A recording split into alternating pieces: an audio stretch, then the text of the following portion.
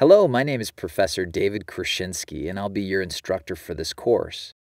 I have a bachelor's degree in chemical engineering from the University of Michigan, and I also worked as a process engineer and manager in my prior profession before receiving my PhD from Emory University's Goizueta Business School.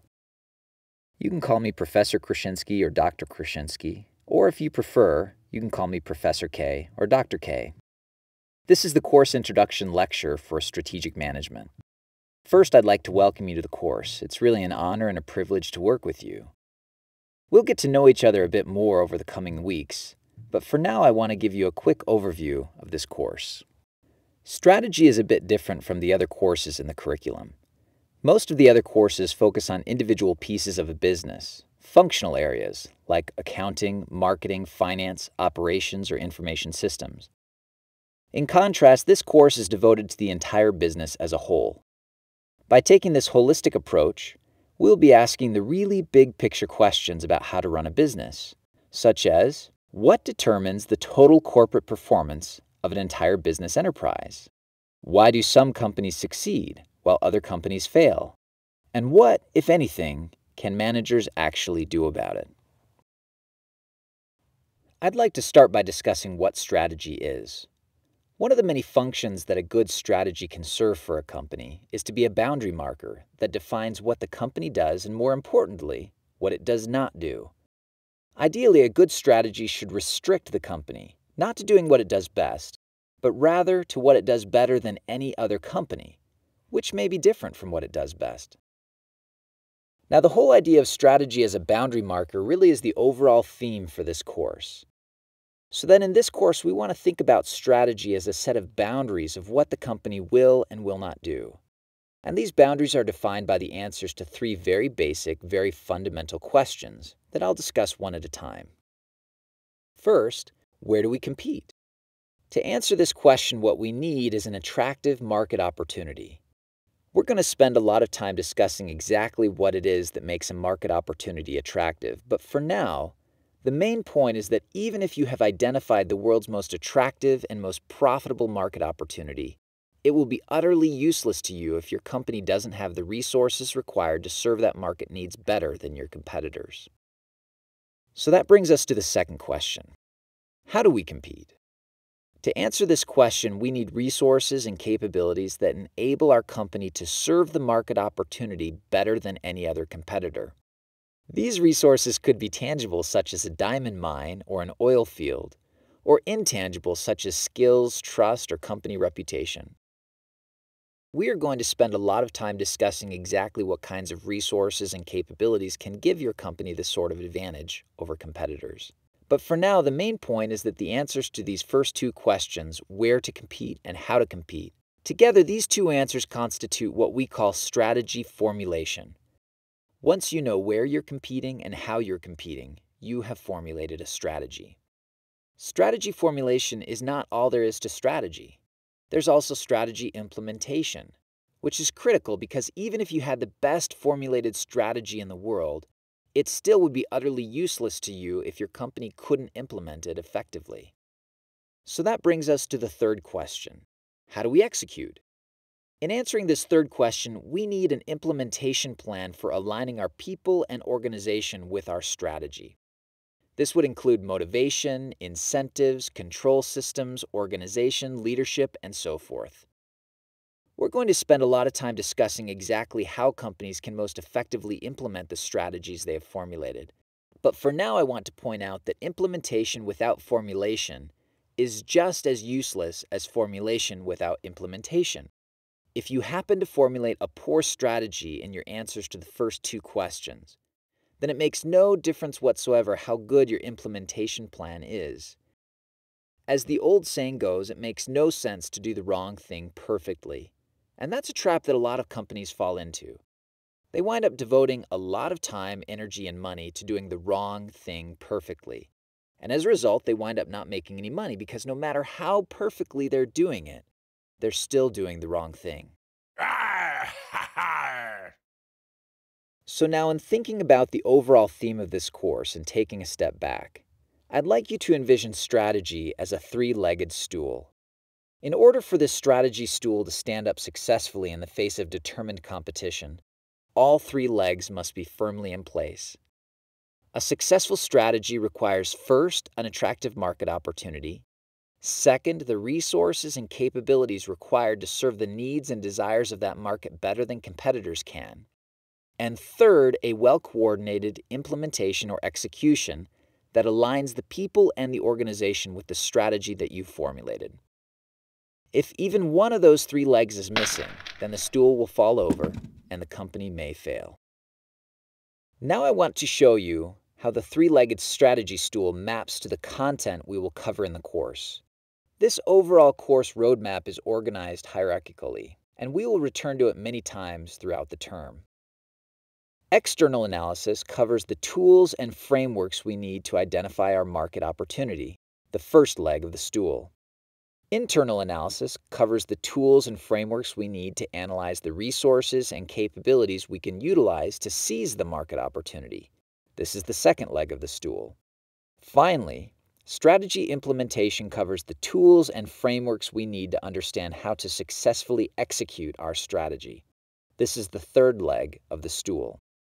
This hierarchical roadmap for the course is included in the course syllabus, and we will refer back to it often. If you are ever confused about where we are in the course, or about how the current topic is connected to the overall scheme of the course, then you can simply refer back to this roadmap. I have three basic educational objectives for this course. First, I want you to learn and practice what we call diagnostic reasoning skills, which are quite different from analytical reasoning skills. Analytical reasoning is what you use when you apply logic to find a solution in an orderly, systematic way.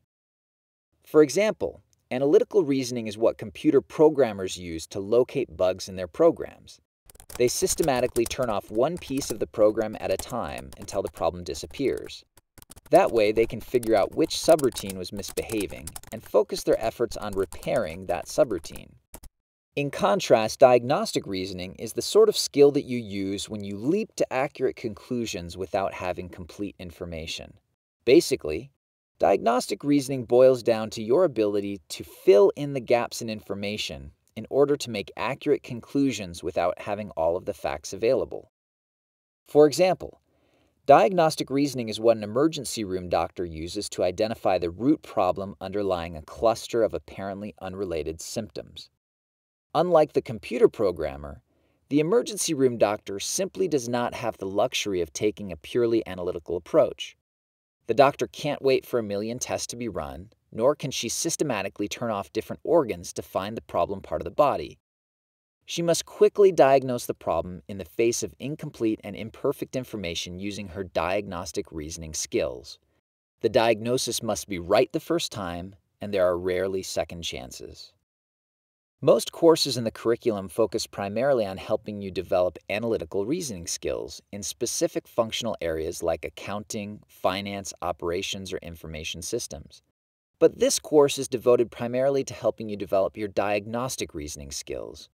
In my view, that's the main deliverable of this course. If we accomplish nothing else in your intellectual development, I will consider our time together as being successful if you can enhance your ability to apply diagnostic reasoning. My second educational objective in this course is for you to practice and improve your communication skills. That is, communicating your diagnoses and recommendations in a persuasive and well-reasoned way. But communication is a two-way street.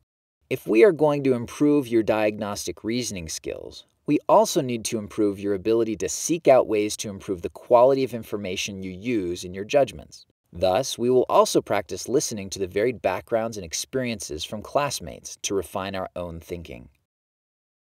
My third and last educational objective in this course is for you to learn, understand, and be able to apply an entire toolkit of conceptual frameworks that can be used to frame and analyze the relevant issues in any strategic situation. While you may think initially that these tools and frameworks are only useful to analyze for-profit organizations, you will quickly see how they help you in many aspects of life. While these tools were designed to analyze companies, they are really about understanding situations when resources are scarce and performance matters. We will talk more about how these tools apply to multiple domains of life. So if these are the overall course objectives, then I want to take a moment to show you how the assignments and activities of the course fit in. First of all, if one of our main jobs is to prepare you to deal with ambiguous and imperfect information and make sense of it, we need to slowly push you out of the classroom towards a more complex world. This continuum shows a very well-defined and perfect world on one end, very much like our typical classroom environment where problems and solutions are very clearly defined, and a world full of complexity and ambiguity on the other end, very much like the real world most managers live in every day. First of all, you will have an opportunity to read articles and view lectures that help you understand the main strategy frameworks. You will find that these frameworks have some strengths, like their simplicity, but also have many weaknesses because they can't fully account for the complexity of the real world. Thus, they are only tools to help you solve problems, not solutions in and of themselves. You will find that these tools make the most sense in very tightly controlled classroom environments. Second, after giving you conceptual tools and frameworks through articles and lectures, you will have an opportunity to engage with real business cases. These cases are very controlled because you are given a great deal of information in a very concise package. The cases are also static, that is, they deal with a business scenario at a point in time. However, they also add significant complexity.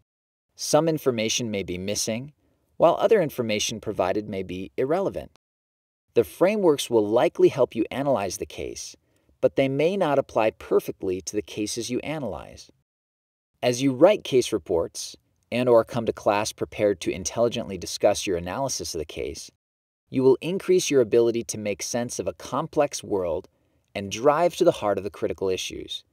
In other words, these cases will help you take one step closer to the real world. In addition to the cases, articles, and lectures, you will also participate in a business simulation. As part of this simulation, you and a team of other students will develop and implement a strategy for a simulated firm. You will compete with teams made up of your classmates. While the simulation is still a very tightly controlled environment, it adds a dimension of complexity because it's dynamic. That is, market conditions change over time. Some of these changes are predictable, while others are not. You will have to create and refine a strategy and execution plan in the face of an uncertain future with unpredictable competitors. The simulation will help you gain appreciation for the interconnected nature of the three legs of the strategy stool, as well as the importance of integrating strategy across all operating units of a company.